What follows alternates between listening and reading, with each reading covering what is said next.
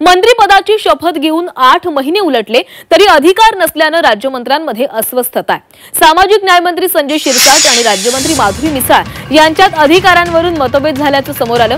हीच समस्या अन्य राज्यमंत्र्यांनाही भेडसावत असून याबाबत राज्यमंत्र्यांनी मुख्यमंत्री देवेंद्र फडणवीस यांच्याकडे धाव घेतली आहे। आम्हालाही विशिष्ट अधिकार द्या, मंत्रिमंडळ बैठकीला उपस्थित राहण्याची परवानगी द्या अशी मागणी करणारे निवेदनच राज्यमंत्र्यांनी मुख्यमंत्र्यांची भेट घेऊन त्यांना दिलेले आहे। 2014च्या युती सरकारमध्ये राज्यमंत्र्यांना कोणते अधिकार होते आणि 2019च्या आघाडी सरकारमध्ये कोणत्या स्वरूपाचे अधिकार देण्यात आले आहेत याची तुलना करण्यात आलेली आहे। निदान 2014 साली युती सरकारच्या काळामध्ये राज्यमंत्र्यांना जे अधिकार होते ते अधिकार तरी मिळावेत अशी मागणी या पत्रामध्ये करण्यात आली आहे।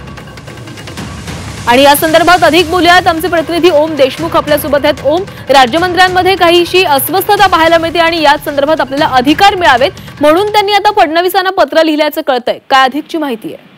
अगदीच खरं तर बरोबर आहे। खरं तर बिनपगारी फुल अधिकारी अशा प्रकारची आमची स्थिती झाल्याची भावना राज्यमंत्र्यांकडून व्यक्त करण्यात आली आहे। 8 महिन्यांपूर्वी राज्यामध्ये फडणवीस सरकार आलं, त्यामध्ये 6 राज्यमंत्र्यांना 6 राजकीय व्यक्तींना राज्यमंत्री म्हणून समाविष्ट करण्यात आलं। माधुरी मिसाळ, आशिष जयस्वाल, मेघना बोर्डीकर, इंद्रनील नाईक, योगेश कदम आणि पंकज भोयर हे 6 आमदार जे आहेत ते राज्यमंत्री, परंतु आपल्याला अधिकार नसल्यामुळं कुठेतरी आपल्यामध्ये अस्वस्थता आहे। जर आपल्याला मंत्र्यांप्रमाणे काही अधिकार देण्यात आले तर आपल्याला कामकाज करता येईल।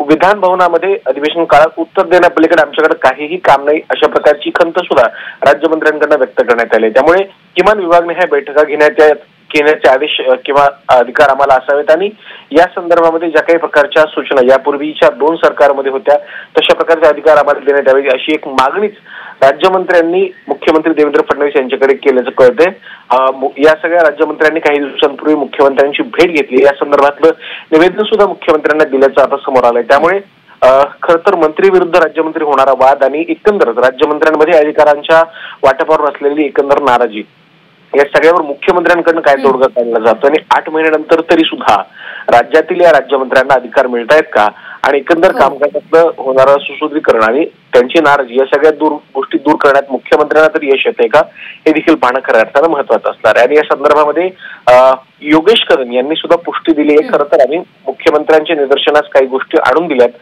अधिकार आम्हाला देण्यात यावेत अशा प्रकारची मागणी केल्याचं योगेश कदम यांनी सुद्धा म्हटल्याचं यावेळी समोर आलंय। प्राची, धन्यवाद ओम, तुम्ही दिलेल्या सविस्तर माहितीसाठी।